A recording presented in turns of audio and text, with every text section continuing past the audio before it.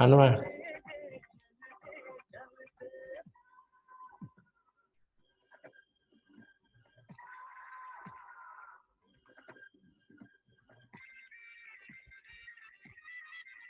oh, Kak Isma dong.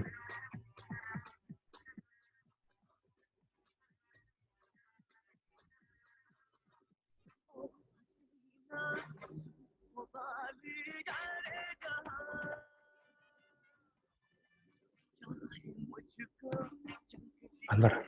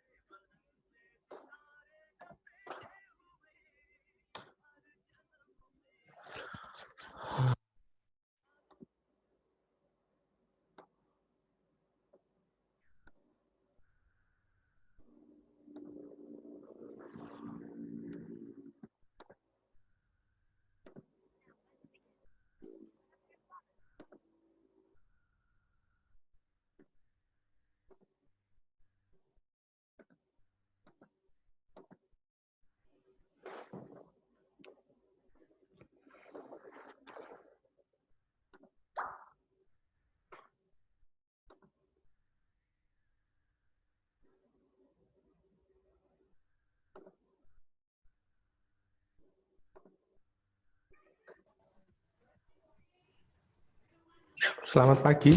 Assalamualaikum.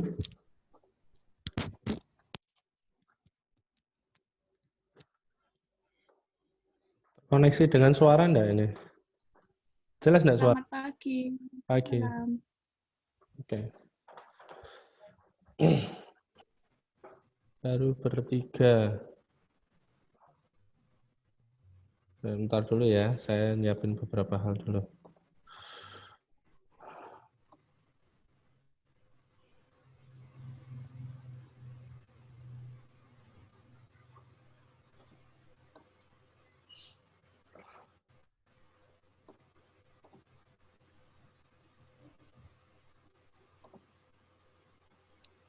Saya. Sopo iki administrator ini?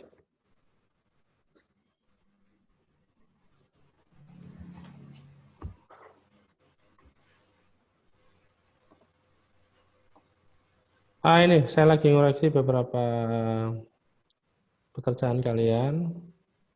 Saya tunjukkan aja deh, biar gampang.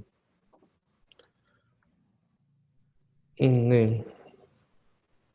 Sebelumnya saya menunjukkan sesuatu untuk yang sudah mencoba mengerjakan dan mempermudah ketika koreksi ya. Jadi gini, ini miliknya Mas Mustaqim. Nah, Mas Mustaqim ini nggak perlu ngelink lagi, jadi tinggal nggak perlu saya buka link di tab baru ya, jadi langsung ditunjukkan seperti ini.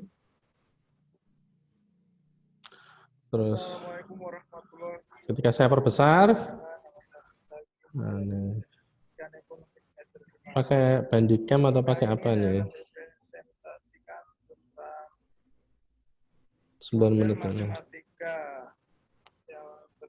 Nah ini, yang saya bahas bukan konten ya, tapi bagaimana membuat seperti ini. Jadi kalau ngoreksi gampang, saya nggak harus buka, tidak harus buka link baru, tetapi saya tinggal melihat aja di situ. Caranya mudah untuk membuat seperti ini, itu ada gambar hyperlink kalau nggak salah. Jadi Mas Mustaqim ini bikin ngetik sesuatu, terus sesuatunya itu diblok, terus menggunakan menu yang ada di teks online itu ada hyperlink kalau nggak salah. Nah itu hyperlinknya dimasukkan linknya dari YouTube, maka langsung tampilannya bisa jadi seperti ini. Nah, mungkin bisa saya tunjukkan.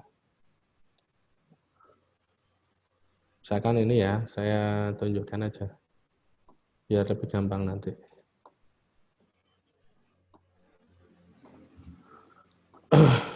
Misalkan saya memasukkan sesuatu, misalkan saya buat aja.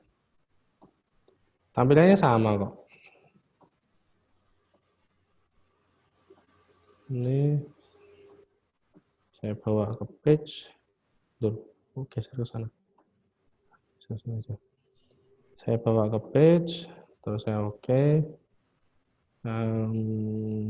Itu pakai ini, salah satu dari 3 ini. Jadi misalkan saya ngetikkan sesuatu gitu ya, terus saya blok, terus kemudian ini saya klik. Nah, dia muncul seperti ini, link YouTube-nya ditaruh di sini. Nah, ini otomatis nanti bisa muncul kayak seperti punya Mas Mustaqim. Nanti dicoba pada penugasan yang lain ya. Baik, kembali lagi ke sini. Sudah 4 yang saya nilai, 1 belum mengumpulkan, Mbak Intan, enggak tahu kenapa. Jawabannya sudah dibuat, beberapa yang sudah saya beri penilaian. Itu, ini kalau seperti ini kan kalau bisa karena saya harus buka satu, klik gitu, terus saya gini, terus saya gini, terus saya nonton gitu kan. Nah, ini lebih lama. Tapi kalau yang tadi, nah ini, Waalaikumsalam, bikin seperti ini.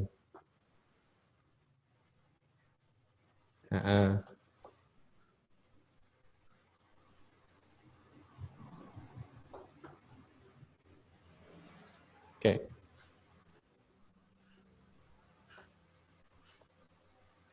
Ya, ini saya lanjut nanti penilaian secara pribadi, tidak saya tunjukkan kepada Anda. Saya langsung masuk ke materi hari ini.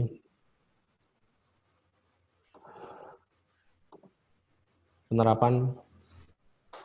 Ini sebenarnya sudah ada sih.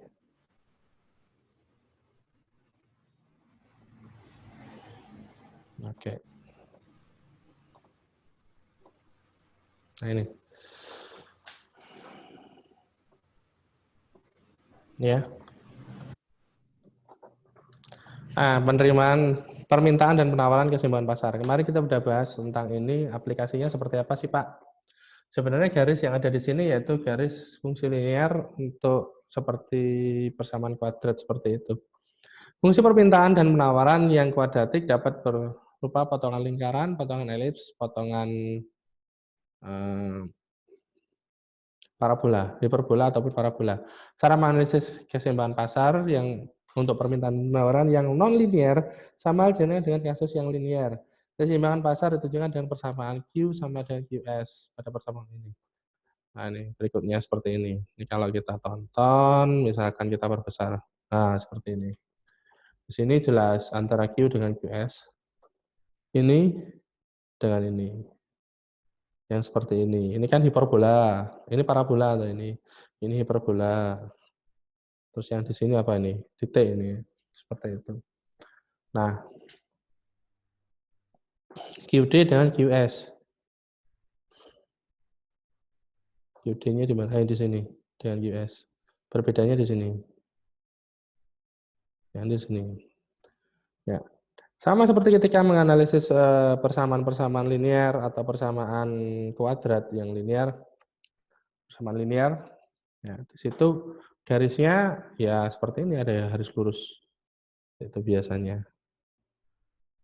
Nah, ini biasanya garis lurus. Nah, ini seperti ini juga persamaan kuadrat, ini juga persamaan kuadrat. Ini. Nah, ini keseimbangan pasar, QD perumahan pasar, QD dan QSE, titik keseimbangan, PI harga keseimbangan, dan QE adalah jumlah keseimbangan. Nah, kalau balik ke sini lagi, P dan Q. Ini berarti keseimbangannya ada di sini, titik E. Di mana di sini adalah supply dan di sini adalah demand. Di sini permintaan, di sini quantity barang. Gitu. Kedua kurva ini pasti ada persinggungannya. Nah, ketika pada persinggungan seperti ini perlu kita analisis untuk titik equilibriumnya atau titik keseimbangannya. Terus kemudian analisis pengaruh pajak dan subsidi terhadap keseimbangan pasar sama dengan kondisi linear. Pajak atau subsidi menyebabkan harga jual yang ditawarkan oleh produsen berubah, tercermin oleh perubahan penawaran, sehingga harga keseimbangan dan jumlah keseimbangan yang tercipta di pasar pun berubah. Pajak menyebabkan harga keseimbangan menjadi lebih tinggi dan jumlah keseimbangan menjadi lebih sedikit. Sebaliknya, subsidi menyebabkan harga keseimbangan menjadi lebih rendah dan jumlah keseimbangan lebih banyak. Nah, di sini analisis pengaruh pajak dengan subsidi. Itu sebabnya kadang pemerintah memberikan pajak pada suatu barang dan memberikan subsidi pada barang yang lain. Biasanya praktek dumping yang diberlakukan oleh pemerintah, dia memberikan subsidi untuk melindungi barang yang masuk. Atau karena ada kerjasama lintas negara biasanya seperti itu. Tapi kalau kerjasamanya ini tidak berjalan, ya nanti konsekuensinya ada perubahan lagi. Jadi instrumen pajak dan subsidi itu digunakan pemerintah untuk mempengaruhi tentang keseimbangan jumlah harga dan jumlah barang yang ada di pasaran. Nah, ini contoh ya. Fungsi permintaan akan suatu barang ditunjukkan oleh persamaan QD sama dengan 19 min P kuadrat. Sedangkan fungsi penawaran adalah min 8 plus 2P kuadrat. Berapakah harga dan jumlah keseimbangan yang tercipta di pasar? Coba kita buat dulu garisnya, kira-kira nanti garisnya seperti apa? Ada yang tahu enggak? Coba dibuatkan garisnya dulu ketika dia seperti ini. Seperti ini.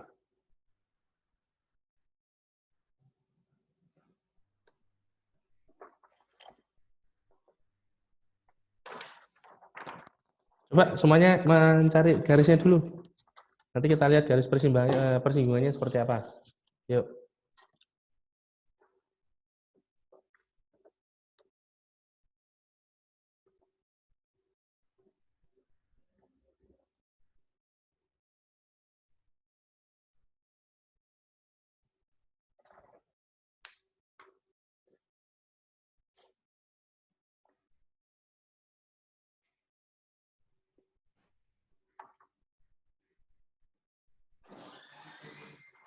Salam.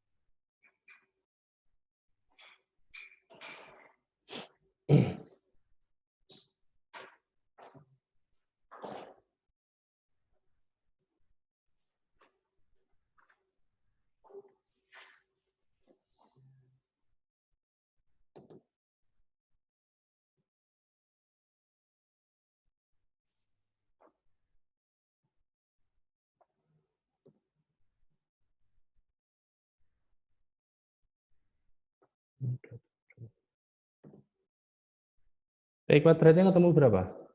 Banyak. Ada yang bisa hitung P kuadratnya ketemu berapa?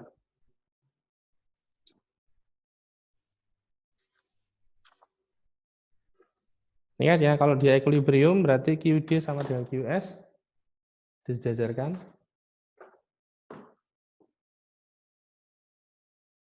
Mbak Elena ketemu berapa? Mbak Dea ketemu berapa? Mbak Aprilia ketemu berapa? Ki administrator jenenge sapa to iki jane? Mbak yang namanya administrator ini namanya siapa ini? Saya enggak hafal ini.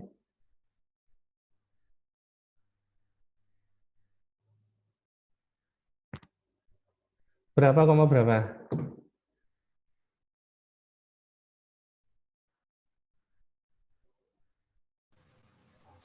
P-nya 3. Iya nggak, Pak? Q-nya ketemu berapa? P-nya 3. Ya, P-nya 3, Q-nya? Q-nya 10. Oke, kalau kita balik ke sini, berarti antara P di sini dan Q-nya di sini, berarti titik E di sini ketemunya berapa, koma berapa? 10,3. Oke, ya 10,3, berarti ditemukan harga equilibriumnya seperti itu. Nah ini. Terus kemudian ada pertanyaan, jika terdapat yang bersangkutan dikenakan pajak spesifik sebesar Rp1 per unit, nah ini, ketika berkaitan dengan pajak ya, maka persamaan penawarannya dia berubah. Jadi ini, US sama dengan ini, P-nya ditambahi 1, karena dia mengalami pengurangan sama dengan seperti ini. Keseimbangan pasar barunya seperti apa? Nah, ini berubah. Dan rumus ABC diperoleh P sama dengan 3,63 dan P2 sama dengan min 2, sekian. P2 tidak dikenai, tidak dipakai karena harga negatif. Ini negatif ya. Nah, dengan memasukkan harga P 3,63, ketemu Q-nya adalah 5,82 sehingga terjadi pergeseran. Ini kalau dia kena pajak spesifik. Nah, ya, pelan-pelan ya. Rp1, P-nya kan -1. Jadi ketemu seperti ini. Persamaan barunya seperti ini. Kemudian keseimbangan barunya, yang awalnya seperti ini, menjadi baru seperti ini. Ketika disamakan seperti ini, nah dicari. Karena ada P kuadrat, maka dicari yang harganya positif. Gitu.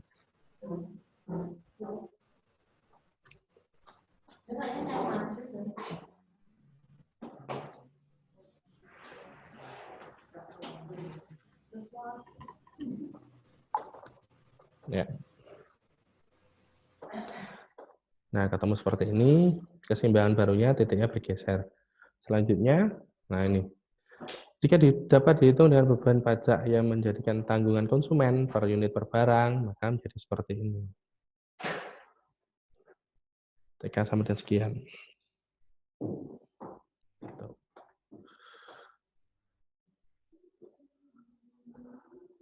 Nah, P aksen min P 0,63, TP-nya sama dengan 1 min TK, 1 min 0,6, ketemu sekian. T sama dengan QE kali T, ketemu 5,82. Ini. Beban pajak yang menjadi tanggungan konsumen dan produsen per unit per barang, serta jumlah pajak yang diterima oleh pemerintah. Jadi pemerintah dapatnya pajak segini. Selanjutnya, fungsi biaya. Nah, ini. Kalau tadi kan fungsi antara barang supply and demand, ditambah masalah. Supply and demand, kalau sekarang fungsi biayanya. Nah ini. Selain pengertian biaya tetap, biaya variabel dan biaya total, dalam konsep biaya dikenal juga pengertian biaya rata-rata atau cost average dan biaya marginal. Biaya rata-rata adalah biaya yang dikeluarkan untuk menghasilkan tiap unit produk atau keluaran, merupakan hasil bagi biaya total terhadap jumlah keluaran yang dihasilkan. Adapun biaya marginal ialah biaya tambah yang dikeluarkan untuk menghasilkan satu unit tambahan produk. Nah, ini perhitungannya kayak ini. Nah, FC sama dengan fungsi FC sama dengan K, biaya variabelnya adalah VSC sama dengan fungsi Q, V kali Q, biaya total adalah C sama dengan Q kali fungsi E, G fungsi Q, FC plus VC sama dengan K plus VC.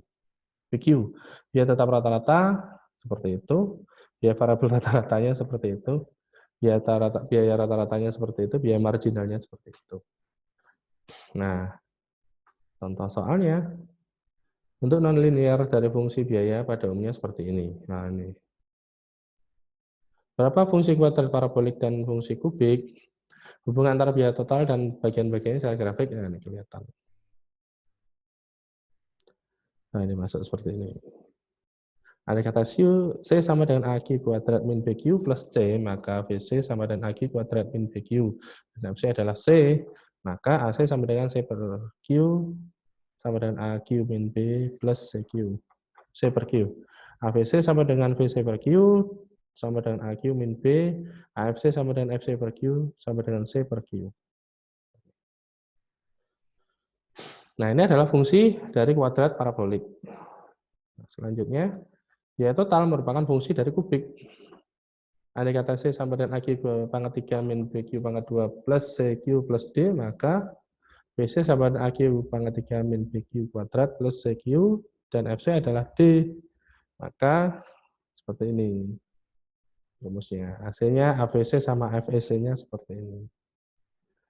Nah, jadi ada 3 variabel yang harus dicari untuk biaya total dari fungsi biaya. Karena apa? Ini tadi. Biaya tetapnya ada, biaya variabelnya ada, biaya totalnya ada, biaya tetap rata-ratanya seperti ini, biaya variabel rata-ratanya seperti ini, biaya rata-ratanya seperti ini, terus biaya marginalnya ini. Nah, ini perlu diingat. Sedangkan perhitungan selanjutnya, dia hanya menghitung AC, AFC, dan AVC dan AFC saja. Nah, ini.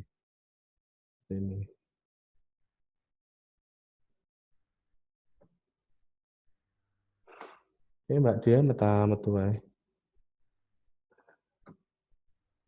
Ini contoh soal. Biaya total dikeluarkan oleh sebuah perusahaan ditunjukkan persamaan sama dengan 2Q pangkat 2 min 24Q plus 102. Ini persamaan kuadrat. Yuk, golek Q ini dhewe-dhewe piro?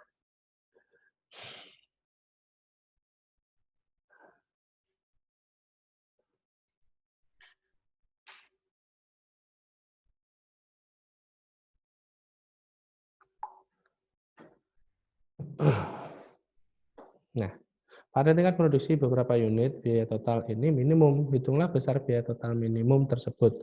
Hitung pula besaran biaya tetap, biaya variabel, biaya rata-rata, biaya tetap rata-rata, dan biaya variabel rata-rata pada tingkat produksi tadi. Seandainya dari kedudukan ini produksi dinaikkan dengan 1 unit, berapa biaya marginalnya?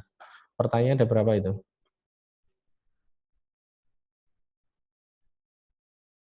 Halo, pertanyaannya ada berapa tadi?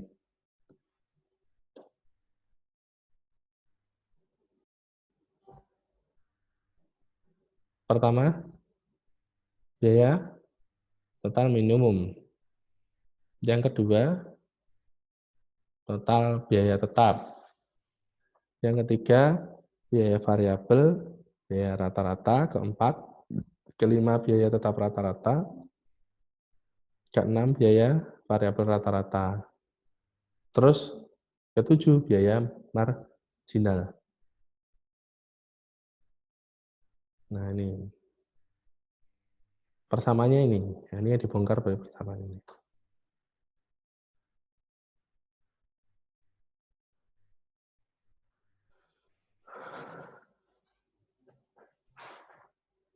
Nah, ini berdasarkan titik ekstrem parabola, C minimum terjadi pada kedudukan seperti ini.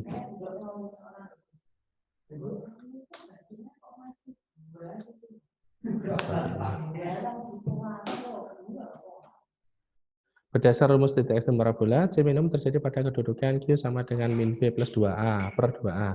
24 per 4, jadi 6 unit. Besar C minimumnya adalah seperti itu. Dari ini dimasukkan 6 unit. Nah, sama dengan 30. Atau C minimum dapat juga dicari dengan rumus koordinat titik ekstrem parabola. Ini. Kemudian dengan sama, C minimum yang jumlahnya 30 tadi. Q-nya adalah 6 unit, C minimumnya 30, coba kita pakai Q-nya 6 unit, masuk ke biaya FC-nya. Nah ini, 102. VC sama dengan 2 sekian ini, masuklah 2 pangkat 6 min 24 kali 6 sama dengan minus 72. AC sama dengan C per Q, 30 per 6 sama dengan 5. AVC sama dengan VC per Q, min 72 per 6 sama dengan 12. AFC sama dengan FC per Q, 102 per 6 sama dengan 17. Jika Q sama dengan 7, C sama dengan C adalah 2 kali 7 pangkat 2, min 24 kali 7 plus 102, ketemu 32. Maka MCU-nya, MCU tadi apa? Marginal 2. Ini tentang fungsi biaya. Selanjutnya kalau masuk ke fungsi penerimaan. Nah ini. Bentuk fungsi penerimaan total atau revenue yang non-linear pada umumnya berupa persamaan parabola terbuka ke bawah. Jadi puncaknya ada di atas, nah dia bukanya ke bawah. Penerimaan total merupakan fungsi dari jumlah barang, juga merupakan hasil kali barang dengan harga barang per unit. Nah, seperti halnya dalam konsep biaya, dalam konsep penerimaan pun dikenal dengan rata-rata dan marginal. Penerimaan rata-rata atau average revenue adalah penerimaan yang diperoleh per unit barang, merupakan hasil bagi penerimaan total terhadap jumlah barang.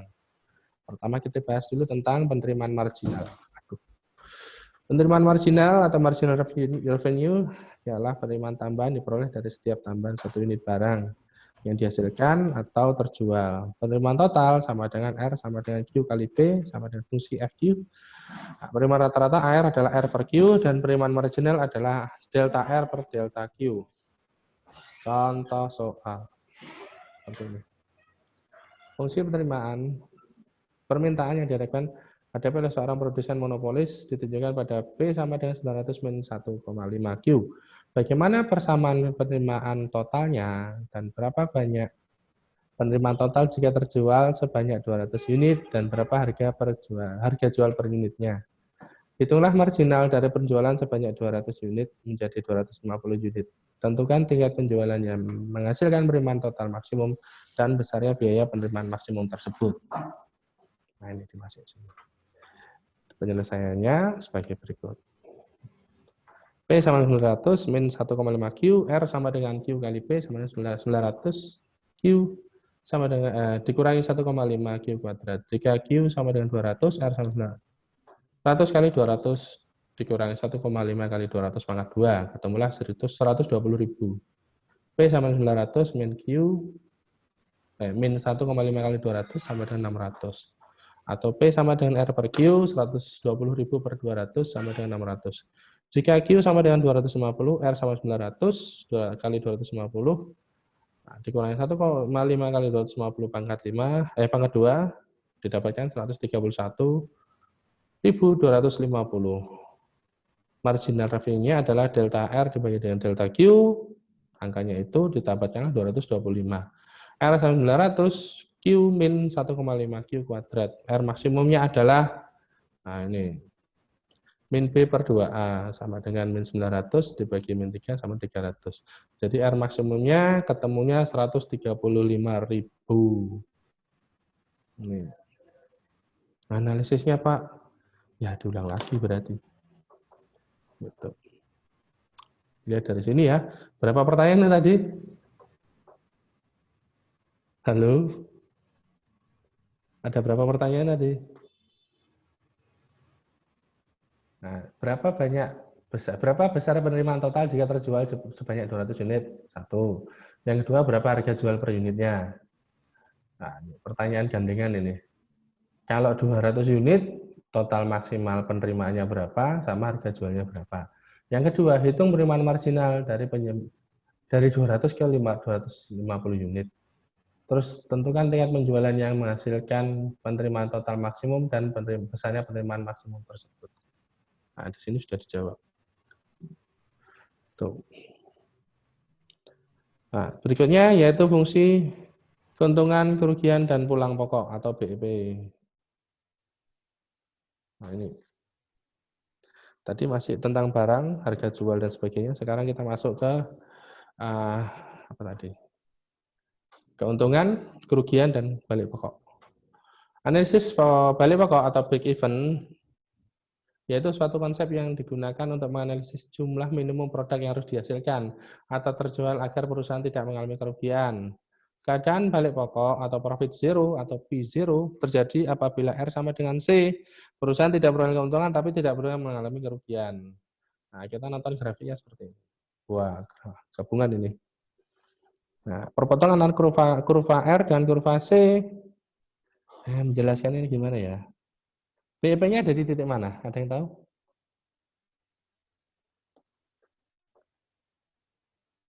Kondisi Q1 dan Q2 menunjukkan keadaan balik pokok sebab totalnya sama. Q1 dan Q4 ikut ini. Oh ya, Q1 dan Q4 perpotongan antara kurva C dengan kurva R. Nah, itu. Nah, area sebelah kiri Q1 dan di sebelah kanan Q4 mencerminkan keadaan rugi di sebelah kiri Q1. Jadi ini keadaan rugi. Ini juga keadaan rugi. Jadi keadaan untungnya antara Q1 sama Q4 yang ada di daerah ini. daerah perpotongan ini, daerah arsiran kedua singgungan dua kurva ini. Nah, ini.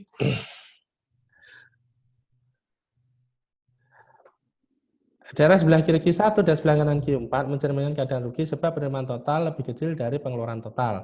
Sedangkan daerah di antara Q1 dan Q4 mengalami keadaan untung sebab penerimaan total lebih besar dari pengeluaran total atau R lebih besar dari C.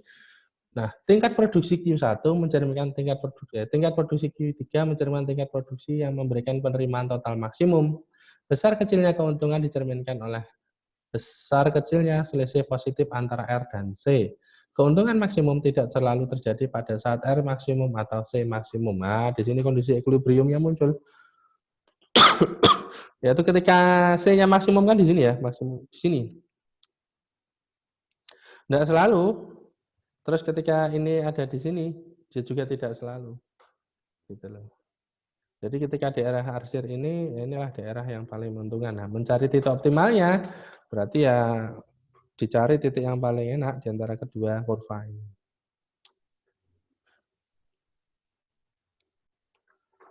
Nah, ini penjelasan tadi. Ya, kalau kita ngelihat ke sini, saya jelaskan tadi. Contoh soal, nah ini. Penerimaan total yang berada sebuah perusahaan ditunjuk, aduh tinggal 10 menit.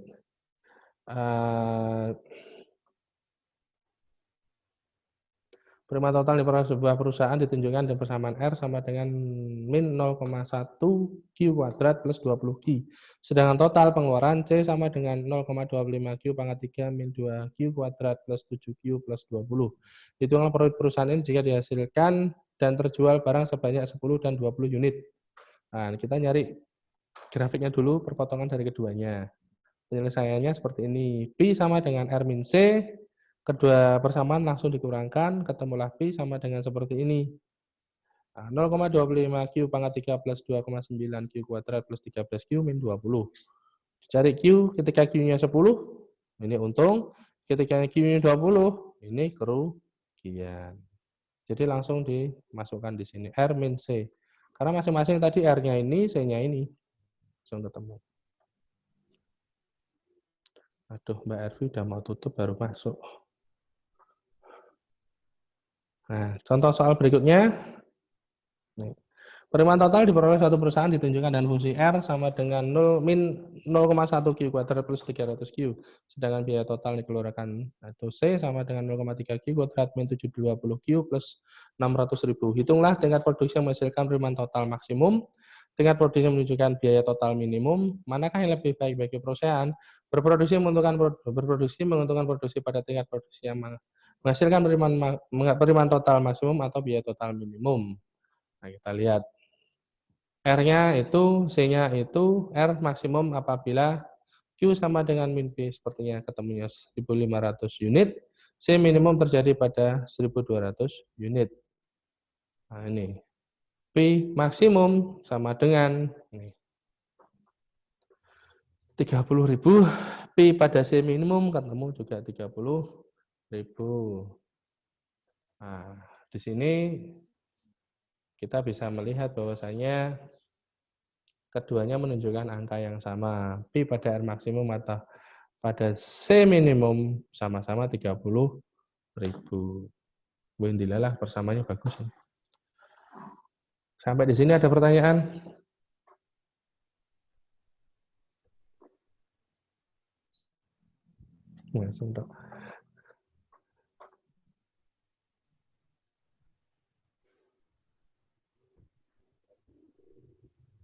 Ada pertanyaan?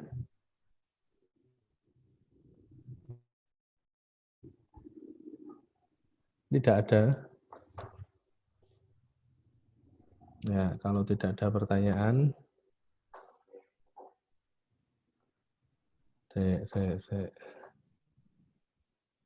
saya tak ngirim file aja deh.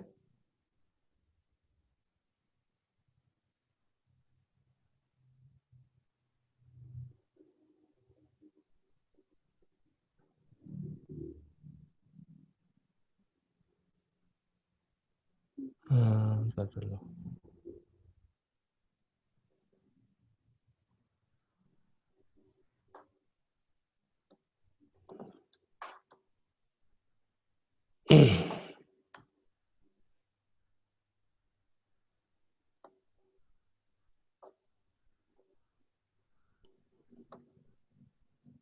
Ntar ya, saya kasih.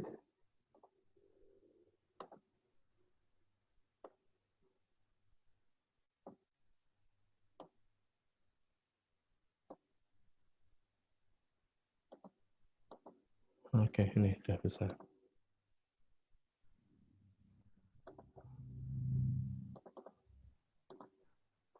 Soal tanggal 14 Oktober.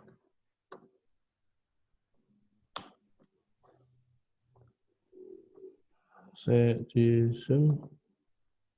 Saya ngirim file.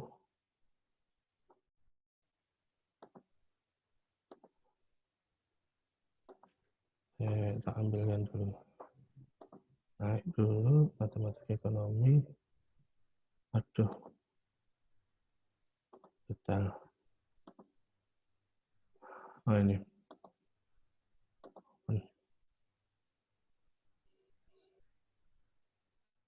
Ya, saya ngirim file. Ada yang terima? Sudah terima semua? Oke. Di situ masih punya berapa? 5 menit.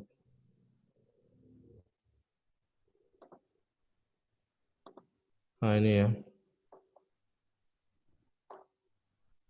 Ada 6 pertanyaan. Ini. Yang pertama, kemiringan slope. Ini matematikanya. Matematikanya saya ambilkan. Matematika murni ini. Nah, Anda diminta untuk cari garis potongannya. Ada persamaannya, terus diminta untuk cari garis perpotongannya. Pada titik berapa, koma berapa.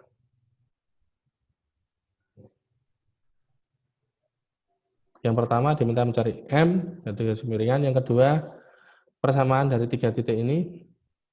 Carilah persamaan garis mulai titik A dan B, A dan C, dan B dan C. Yang berikutnya, tentukan gradien, sama.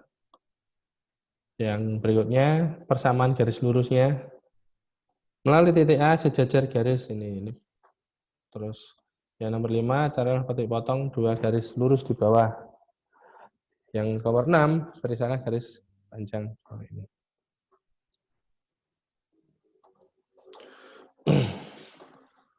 Nah,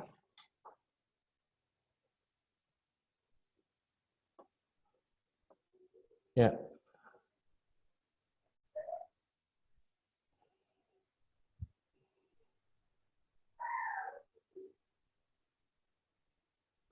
Ini yang hadir berapa orang nanti? 1, 2, 3, 4, 5, 6, kurang 1 ya? Siapa ya?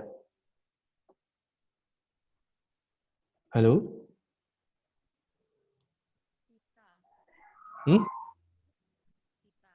Dita? Dita baru datang. 1, loro, 3, 4, 5, 6, 7. Kurang 1. Siapa ya? Nah, Linda ya? Ya sudah. Nanti tolong diberitahu mengenai penugasannya, Mbak Linda. Ninda, Pak. Hah? Siapa? Widya Aninda. Ya. Nanti tolong diberitahu. Terus ini hasil rekaman hari ini juga saya upload di YouTube. Nanti silakan dibaca, diperhatikan. Tadi penjelasan tentang fungsi linear dalam ekonomi, penugasannya full fungsi linear. Nanti silakan dicari sesuai 6 penugasan yang saya berikan tadi. Ada pertanyaan atau penugasan? Nggak ada ya. Kalau nanti ngirimnya seperti biasa Pak dari Elma. Gimana? Penugasannya. Ya, nanti saya unggah di Elma, tapi agak lama. Seperti biasa lewat. Iya, betul. Cuman agak lama ya. Saya soalnya di sini ada meeting di ada Google Meet. Ya, Penyerahan apa jenisnya magang 3.